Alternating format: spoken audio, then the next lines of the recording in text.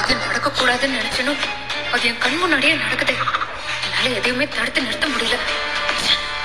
எப்படி இந்த வீட்டுக்கு குறுக்கு வழியில இவங்க 2 பேரும் வந்தாங்களோ அதே மாதிரி குறுக்கு வழியிலேயே இவங்க 2 பேரும் வெளில போயிருவாங்க. இது கண்டிப்பா ஒரு நாள் நடக்கும். சம்மதம் இல்லாமயே என் பிள்ளைக்கு கல்யாணம் பண்ணி வச்சீங்க. என் சம்மதம் இல்லாமலே இன்னைக்கு இந்த தாலி பிரிச்சு கோக்குற ஃபங்க்ஷனையும் வச்சீங்க.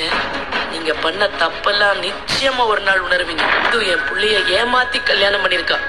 கூடிய சீக்கிரமே நான் இந்த உண்மையை நிரூபி. இங்க செஞ்ச பாவத்துக்கெல்லாம் தலை குனிஞ்சு நிப்பீங்க. ஏமா அழற? ஒண்ணும் இல்ல டாடி. கமான் ஸ்னேகா, என்ன விஷயம்னு சொல்லுமா. சொல்றதுக்கு என்னப்பா இருக்கு? நான் ஒவ்வொரு முறையும் அந்த சிந்து கிட்ட தோத்துட்டே இருக்கேன். அவ ஜெயிச்சுட்டே இருக்கா. எனக்கு வாழவே பிடிக்கலப்பா. இது எல்லாமே இருக்குப்பா, ஆனா சந்தோஷம் மட்டும் இல்லப்பா. சிவாவை என்னைக்கு என்கிட்ட இருந்து பிரிச்சானோ அன்னைக்கே நான் பாதி செத்துட்டேன்ப்பா. நேத்து கூட அந்த சிந்து ஐஸ்வர்யா மாதிரி போன்ல பேசி என்னை ஏமாத்திட்டாப்பா.